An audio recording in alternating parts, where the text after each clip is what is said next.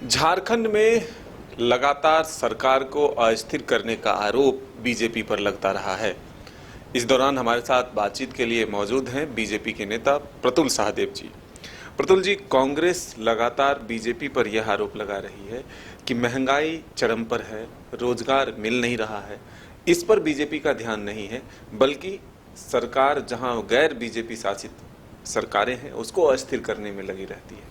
हम कांग्रेस को थोड़ा पीछे लिए चलते हैं। जब मनमोहन सिंह वित्त मंत्री थे इस देश के, तो उन्होंने बहुत फेमसली कहा था आर्थिक उदारीकरण शुरू करने से पहले कि अब पूरा जो विश्व है एक बड़ा बाजार है और अगर हम अपनी सीमाएं नहीं खोलेंगे, आर्थिक उदारीकरण नहीं करेंगे तो ये हम पीछे रह जाएंगे। तो ये जो आर्थिक उदारीकरण का दौर शुरू हुआ और जो प्राइसेस को गवर्नमेंट के कंट्रोल से बाहर रखने का दौर शुरू हुआ, ये कांग्रेस के मनमोहन सिंह के समय ही शुरू किया गया दौर था। बहरहाल अभी महंगाई पर लौटते हैं। महंगाई एक सच्चाई है, इससे इनकार नहीं किया जा सकता। अभी देश में जो महंगाई का औसत प्रतिशत है, इन्फ्लेशन का दर है, वो 7.01% है। इसे सामान्य तौर पर 6 के आसपास रहना चाहिए, लेकिन यूक्रेन की लड़ाई और तमाम एक्सटर्नल फैक्टर्स ने पूरे विश्व में इसी तरह की चीज़ें चल रही हैं। अगर आप इन्फ्लेशन का देखेंगे तो अमेरिका की बात करें, जर्मनी की बात करें, जापान की बात करें, यूरोपियन यूनियन की बात करें, तो सब जगह जो महंगाई का दर है वो भारत के 7.01% से ज़्यादा है। और जो राहुल गांधी ने ग्रेट ब्रिटेन से जाकर भारत की महंगाई का उल्लेख किया था, जो सामान्य तौर पर विपक्ष के किसी बड़े नेता को देश के बारे में कुछ प्रतिकूल बात है वो विदेशी धरती से नहीं करनी चाहिए, उस ग्रेट ब्रिटेन में जहां राहुल गांधी ने ये भाषण दिया था वहां महंगाई का दर 9.4% है। और महंगाई का ये आलम है कि अमेरिका ने पेट्रोल और डीजल की कीमतों को कम करने के लिए अपने ऑयल रिजर्व को खोला अगस्त 2021 में, जो सामान्य तौर पर वो नहीं खोलते हैं कि पेट्रोल डीजल की कीमतों पर अंकुश होगा। लेकिन ये खोलने के बावजूद भी 9 महीने बाद अमेरिका का जो पेट्रोल और डीजल है वो प्रति गैलन सिर्फ 20 सेंट कम हुआ। तो महंगाई एक सच्चाई है। और ब्लूमबर्ग जो एक बड़ी प्रतिष्ठित बिजनेस मैगजीन है, उसने अपने सर्वेक्षण में बताया है कि जो महंगाई के कारण जो मंदी का खतरा है या पूरे विश्व में जो मंदी का खतरा है वो अमेरिका में उन्होंने बताया कि इसका खतरा काफ़ी ज़्यादा है और चीन जैसी इकॉनमी में भी इसका खतरा काफ़ी है, यूरोपियन यूनियन में खतरा काफ़ी है। लेकिन भारत के बारे में प्रेडिक्ट करते हुए उन्होंने बताया कि भारत में इसका खतरा 0 है। तो हम लोगों को कड़े कदम उठाने पड़े। लेकिन आप बगल में देखें, सुनामी आई हुई है साहब। श्रीलंका की इकॉनमी 100-200% की महंगाई पर डूब गई है। बांग्लादेश में त्राहिमाम है, पाकिस्तान में त्राहिमाम है। लेकिन हमारे प्रधानमंत्री जी ने विकट परिस्थिति में भी 80 करोड़ लोगों को कोरोना काल में लगातार भोजन कराया, जिसकी कीमत 2,71,000 करोड़ रुपए आई। तो मैं वही आपको कहना चाह रहा हूँ मदन जी कि बाकी देशों की तुलना में हमारी इकॉनमी आज भी अच्छे से खड़ी है। ये बात कांग्रेस को भी समझनी चाहिए। प्रतुल जी, कांग्रेस का सीधा आरोप है कि अमेरिका का, जापान का, जर्मनी का, चीन का ये आंकड़े दिए जाते हैं, ना उसका उदाहरण दिए जाते हैं, लेकिन भारत में लोगों को आटा पर टैक्स, पनीर पर टैक्स, सारे जो खाने के वस्तु हैं वो सब महंगे होते जा रहे हैं। इस पर राहत कब मिलेगी? रोजगार मिल नहीं रहे हैं, रोजगार छीने जा रहे हैं, ये तमाम आरोप। देखिए, उससे पहले कांग्रेस ने एक और आरोप लगाया था कि जो भारत का रुपया है वो डॉलर के मुकाबले तेजी से गिर रहा है। तो उन्हें भी अंतर्राष्ट्रीय फिगर्स तो समझना चाहिए।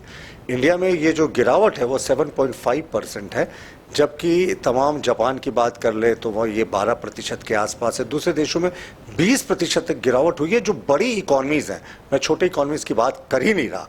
अभी 63 से ज़्यादा ऐसे देश हैं जहाँ जो महंगाई दर है वो 10% से ज़्यादा है। तो उसके बावजूद हम लोगों ने इकॉनमी को काफ़ी अच्छे से रखा है। और जहाँ तक ये टैक्सेस की बात कर रहे हैं, तो टैक्स कोई केंद्र सरकार थोड़ी अकेले लगाती है। जीएसटी के बाद जीएसटी काउंसिल है, जिसमें सभी राज्य के वित्त मंत्री उसके सदस्य हैं, या राज्य सरकार जिसे नामित करती है मंत्री को, वो उसके सदस्य होते हैं। तो जीएसटी काउंसिल की बैठक में सभी ने एक सुर से निर्णय लिया था कि इस पर टैक्स लगेगा, इन वस्तुओं पे, जिन पे पनीर पे, दूध पे टैक्स लगाने की बात हो रही है। किसी का भी डिसेंटिंग उसमें रीजन नहीं था, किसी ने भी उस प्रस्ताव का विरोध नहीं किया था। तो भीतर ये साथ रहते हैं और कहते हैं इन पर टैक्स लगना चाहिए, बाहर निकलकर विरोध करते हैं। ये कैसी दोहरी राजनीति? जीएसटी काउंसिल में इनको विरोध करना चाहिए था, वहां इन्होंने किया ही नहीं। कहा।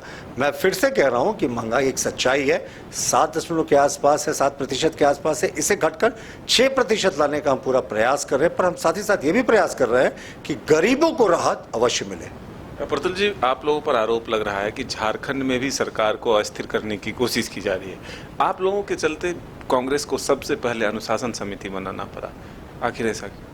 अब जिस पार्टी में गोलियां चलती हो, उनके पार्टी हेडक्वार्टर पे रांची में जिस पार्टी के नए अध्यक्ष राजेश ठाकुर जी जब बने थे तो उनको उनके पार्टी के नेताओं ने ही कहा था कि ये भाई बीजेपी के एजेंट है, आरपीएन सिंह के एजेंट है।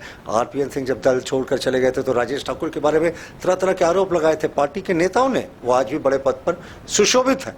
तो अब अनुशासन की तो जरूरत कांग्रेस को ही।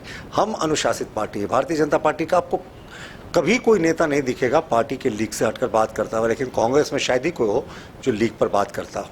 सरकार को अस्थिर करने का आरोप लगता है, कह रहे हैं कि खामियाजा बिहार में भुगतना पड़ा। इस सरकार को अस्थिर हम क्यों करना चाहेंगे?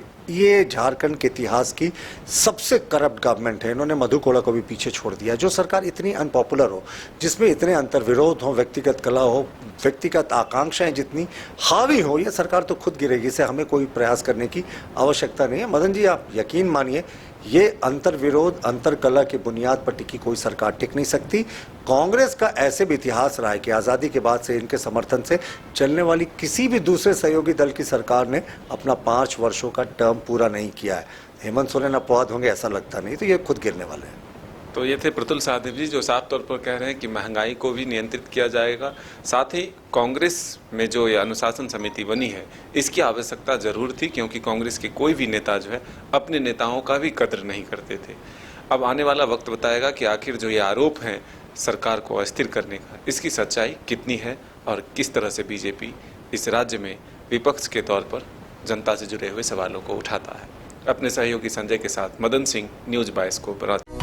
पारस HEC हॉस्पिटल रांची झारखंड का सबसे बड़ा प्राइवेट मल्टी स्पेशलिटी अस्पताल। यहाँ उपलब्ध है किफायती दर पर उच्च और विश्वसनीय इलाज, अंतर्राष्ट्रीय स्तर की आधुनिक सुविधाओं के साथ एक्सपर्ट मेडिकल टीम, 170 बेड के साथ 40 ICU बेड्स, 5 आधुनिक ऑपरेशन थिएटर, इमरजेंसी और ट्रॉमा सेंटर की भी सुविधा। पारस HEC हॉस्पिटल रांची।